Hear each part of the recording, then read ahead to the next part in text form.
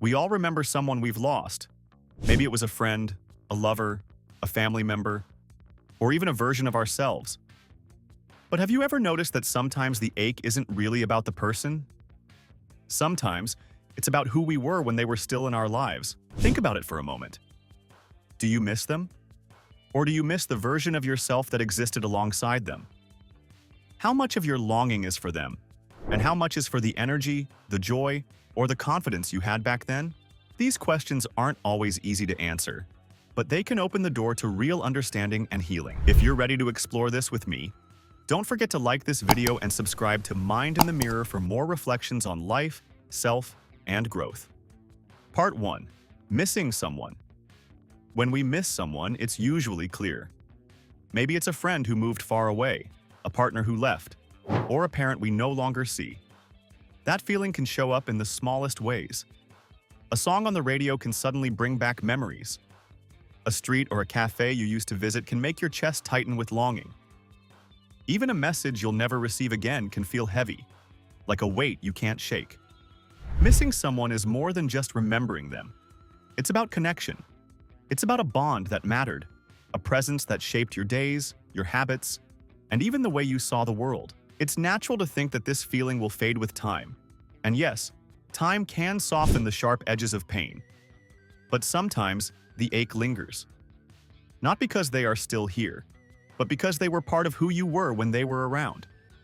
When that happens, you start to realize that missing someone is also about missing a version of yourself. A self that existed when life felt different, when the world seemed bigger, or when laughter came easier. Part 2. Missing who you were. This feeling is often hard to notice at first. It doesn't appear suddenly, and sometimes we confuse it with simply missing someone. But take a moment to think about the person you used to be.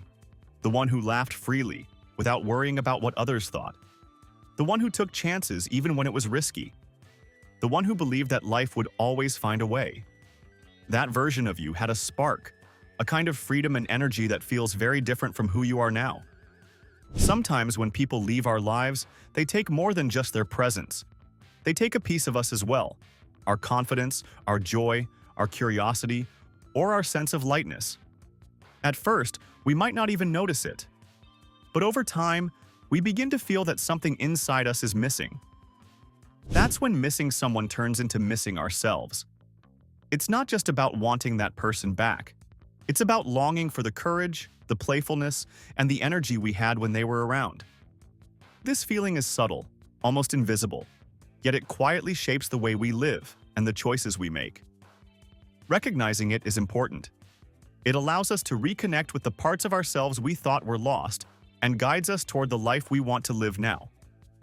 Missing ourselves is a signal, a gentle reminder to honor who we were while embracing who we are becoming. Part 3. Why we miss our past selves. Why is missing who you once were so powerful? Because our identity is fragile, more delicate than we often realize. We tie ourselves to experiences, relationships, and moments in time. We look back and say, I was this person when life felt a certain way. And those memories shape how we see ourselves. But when those moments pass, it can feel like a part of us is gone too, leaving a quiet emptiness that is hard to explain.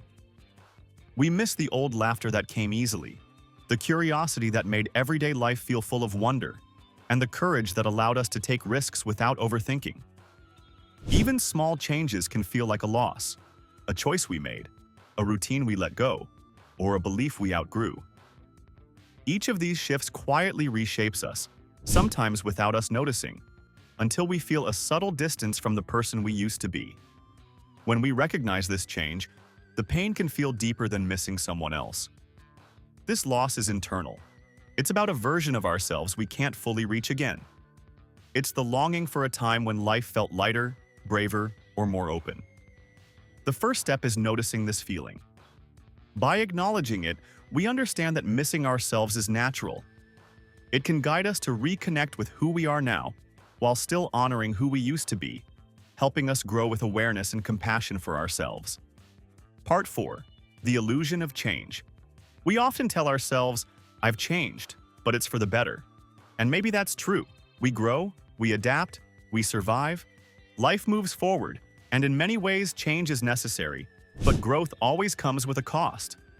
Sometimes that cost is a part of who we were, a version of ourselves that now feels distant, almost like a lost friend we can't fully reach.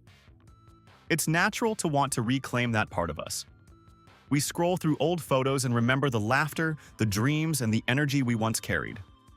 We visit the places that held meaning, hoping to feel a spark of the old excitement again. Sometimes we reach out to people who were part of that time, looking for a connection to who we used to be. But even in these moments, the past cannot be fully recovered. The person we were exists only in memory, and those memories are a mix of joy and sorrow. Sweet, because they remind us of moments we cherished. Bittersweet, because we know we cannot return.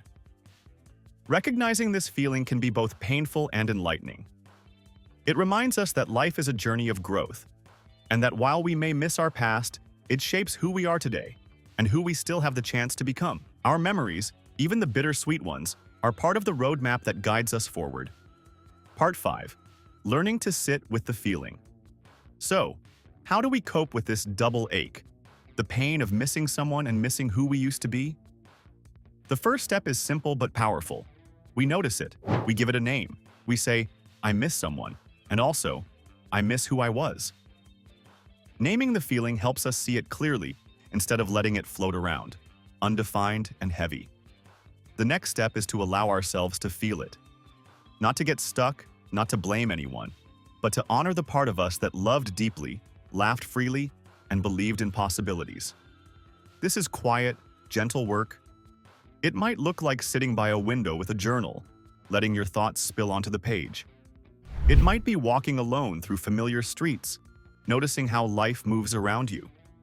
Or simply watching clocks tick and calendars flip, reminding yourself that time moves forward, but memories remain.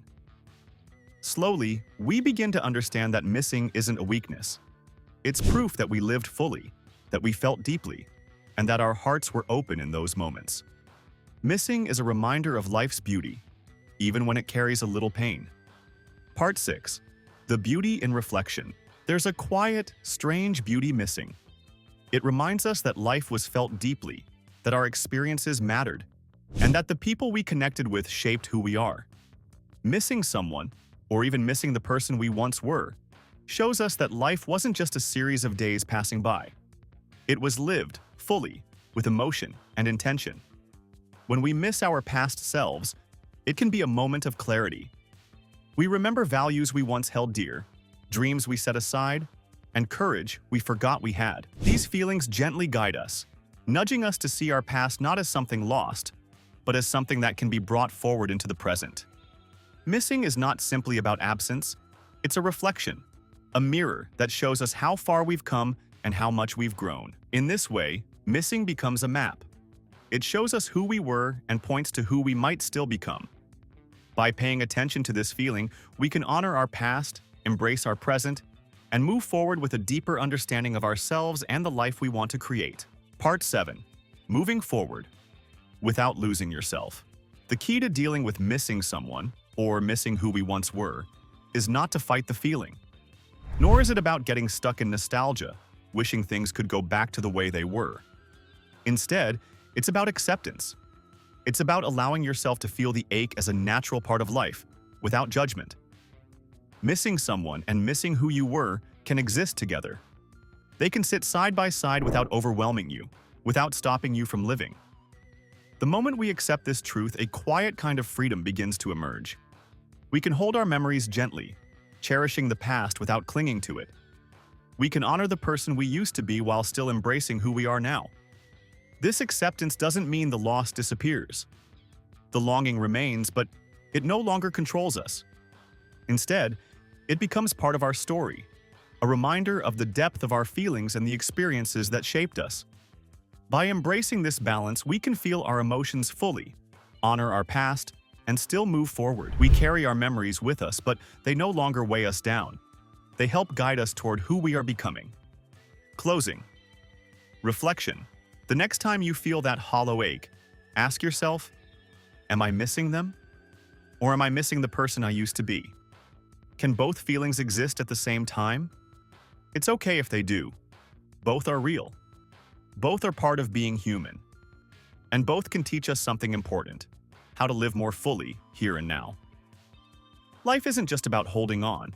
It's about feeling deeply, remembering, and learning from every moment. Sometimes, in missing someone or even who we once were, we find the most honest connection, not just to others, but to ourselves. If this reflection spoke to you, take a moment to like this video and subscribe to Mind in the Mirror. Let's explore life, growth, and self-understanding together, one thought at a time.